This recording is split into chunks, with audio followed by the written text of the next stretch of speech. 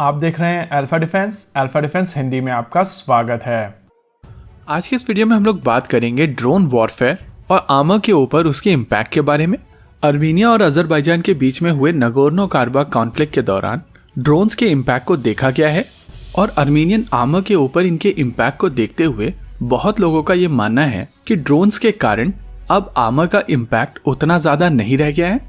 अर्मीनिया और अजरबैजान के बीच में हुए नगोर्नो काराबाख कॉन्फ्लिक्ट के दौरान अर्मीनियन आर्मर के ऊपर अजरबैजान के टर्किश और इजरायली ओरिजिन के ड्रोन्स ने इतना ज्यादा इम्पैक्टफुल अटैक किया था कि जिसके बाद इस पूरे कॉन्फ्लिक्ट का रुख ही बदल गया था।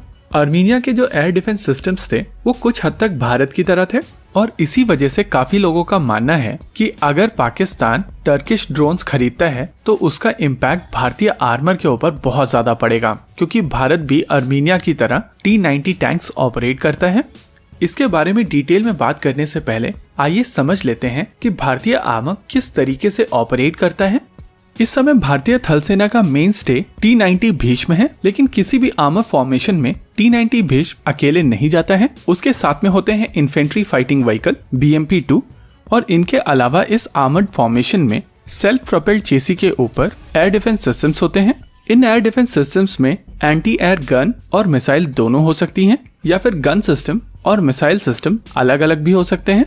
इस तरीके के missile system short range air defence provide करते हैं, लेकिन पूरे आर्मर फॉर्मेशन को कवर देने के लिए in short range air defence systems के साथ में medium range air defence systems भी होते हैं और ये medium range air defence system on the move armour को एयर डिफेंस कवर प्रोवाइड करते हैं। अगर भारतीय थल सेना की बात की जाए तो भारतीय थल सेना के पास में ZSU-23-4 शिल्का एयर डिफेंस सिस्टम है। ये एक गन सिस्टम है जिसमें 23 कैलिबर की 4 ऑटो कैनन होती हैं। इन ऑटो कैनन्स का रेट ऑफ फायर 850 राउंड्स पर मिनट का होता है और रिसेंटली कुछ समय पहले भारतीय थल सेना की इन गन्स को अपग्रेड किया गया था। इन गन्स की रेंज 5 किलोमीटर तक है। हालांकि शेल्स और ज्यादा दूर तक जाते हैं, लेकिन इफेक्टिव फायर 5 किलोमीटर तक ही है। इसी रेंज में बड़े टारगेट्स को न्यूट्रलाइज करने के लिए 9K35 स्टर्ला का प्रयोग किया जाता है। ये एक short range air defence missile system है। स्टर्ला में यूज होने वाली मिसाइल एक इंफ्रारेड सीकर के साथ बनाई जाती है और इसी वजह से ये मिसाइल सिस्टम इतनी आसानी से जैम नहीं होती है। इस तरीके का एक सिस्टम 4 मिसाइल कैरी करता है और हर मिसाइल की रेंज तकरीबन 7 किलोमीटर के आसपास होती है। 9K22 तुंगुस्का में गन और मिसाइल दोनों का प्रयोग किया जाता है, जिसके वजह से ये स्टर्ला और शिल्का दोनों का काम अकेले कर सकती है। इस सिस्टम में यूज होने वाली मिसाइल की रेंज 10 किलोमीटर तक की होती है।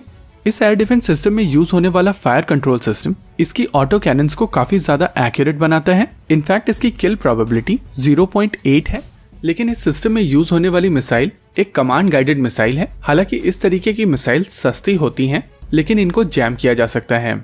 9K33 ओसा भी कुछ इसी तरीके की एयर डिफेंस सिस्टम है, लेकिन इसमें गन सिस्टम का प्रयोग नहीं किया जाता। वहीं दूसरी ओर इसकी मिसाइल की रेंज तुंगुस्का से ज्यादा है। इस एयर डिफेंस सिस्टम में यूज होने वाली रेडियो गाइडेड मिसाइल्स की रेंज 15 किलोमीटर तक की होती है। और नगोर्नो काराबाख कॉन्फ्लिक्ट के दौरान जो एयर डिफेंस सिस्टम डिस्ट्रॉय किया गया था वो ओसा ही था। हालांकि क्लेम के हिसाब से 2 S-300 सिस्टम्स भी डिस्ट्रॉय किए गए हैं, लेकिन उनका destruction short range air defence system destroy होने के बाद किया गया है। और ये जो एयर डिफेंस डिस्ट्रक्शन हुए हैं ये IAI के हारूप ने किया है, टर्किश बायरक्तर ने नहीं।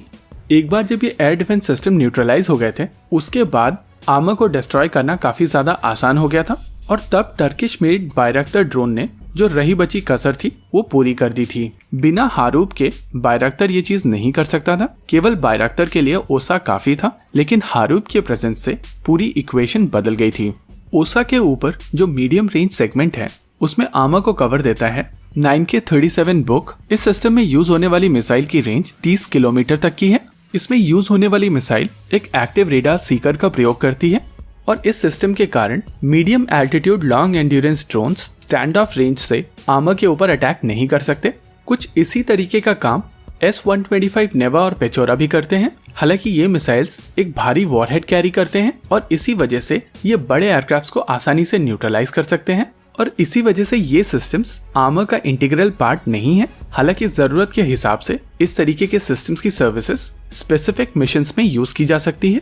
आइए अब देखते हैं कि एक टिपिकल आर्मर फॉर्मेशन किस तरीके से आगे बढ़ता है। आर्मर में आगे की ओर मेन बैटल टैंक्स होते हैं और उनके साथ में होते हैं इन्फेंट्री फाइटिंग व्हीकल्स। इनके साथ में short range air defence systems भी चलते हैं और अगर कोई ड्रोन स्टैंड ऑफ रेंज से इस तरीके के सिस्टम्स के ऊपर नजर रख रहा है और समझ में आता है कि ये सिस्टम हॉस्टाइल है, तो मीडियम रेंज सिस्टम इस तरीके के ड्रोन्स को आसानी से न्यूट्रलाइज कर सकते हैं।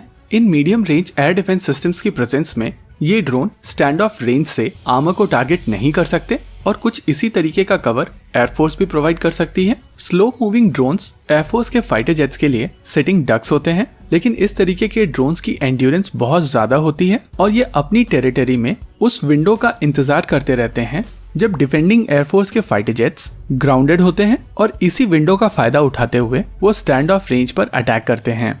इसी वजह से इस तरीके के ड्रोन्स के खिलाफ medium range air defence system air force की तुलना में ज्यादा इफेक्टिव होते हैं। लेकिन चीजें बदल जाती हैं अगर हारूप जैसा anti radiation stealth loitering munition दुश्मन के पास हो। नगोर्नो काराबाख कॉन्फ्लिक्ट के दौरान जो जीत का सेहरा है वो बायरक्तर के ऊपर बांधा गया है, लेकिन इसका एक्चुअल हीरो हारूप था।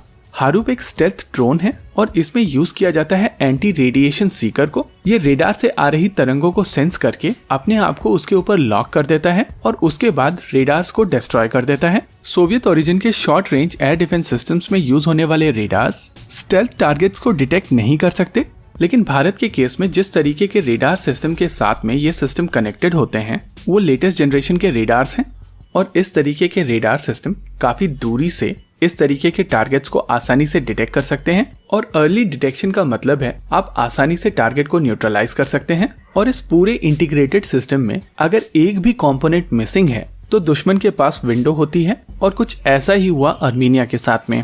अर्मीनिया के आर्मर्ड फॉर्मेशन में बहुत सारे कंपोनेंट्स मिसिंग थे। अर्मीनिया के पास टॉर और बुक सिस्टम होने के बावजूद ये सिस्टम S-300 के साथ में डिप्लॉयड नहीं थे और इसका फायदा उठाते हुए अजरबैजान ने हारूप की मदद से उनके S-300 न्यूट्रलाइज कर दिए थे।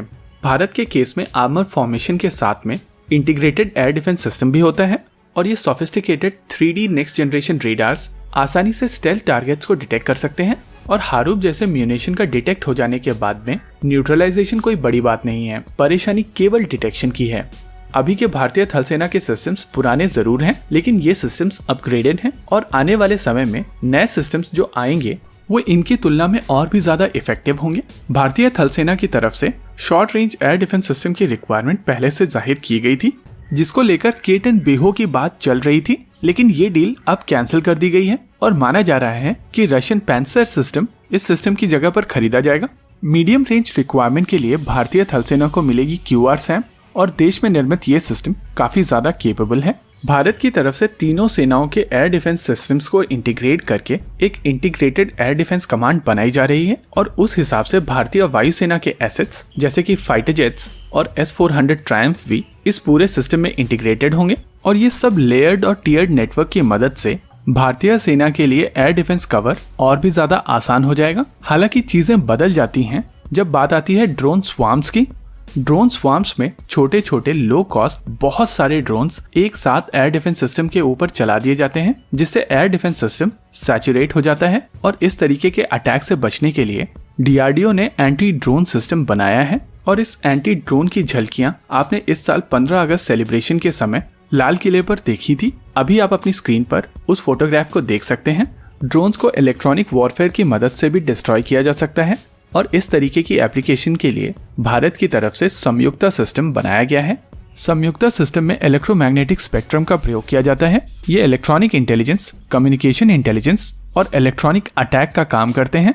इस तरीके के एक सिस्टम में 145 ग्राउंड मोबाइल व्हीकल्स होते हैं जो कि 150 × 70 किलोमीटर का कवरेज प्रोवाइड करते हैं और इस सिस्टम की इलेक्ट्रॉनिक अटैक कैपेबिलिटी की मदद से ड्रोन स्वार्म्स को न्यूट्रलाइज किया जा सकता है और इस वजह से अर्मीनिया के एयर डिफेंस सिस्टम्स के साथ में भारतीय थल सेना के एयर डिफेंस सिस्टम्स को कंपेयर करना एक सही कंपैरिजन नहीं है। और अगर वर्डिक्ट की बात की जाए तो ये कहा जा सकता है कि भारतीय थल सेना के एयर डिफेंस सिस्टम्स में अभी काफी विंटेज सिस्टम्स हैं और आने वाले समय में इस तरीके के सिस्टम्स को जल्द से जल्द रिप्लेस किया जाना चाहिए। लेकिन अभी की रिक्वायरमेंट के लिए ये सिस्टम काफी केपेबल सिस्टम्स हैं और जरूरत पड़ने पर ये सिस्टम्स भारतीय थल सेना के आर्मर को आसानी से प्रोटेक्ट कर सकते हैं। इस वीडियो में रखते हैं केवल इतना ही। वीडियो को अंत तक देखने के लिए धन्यवाद। देखते रहिए अल्फा डिफेंस।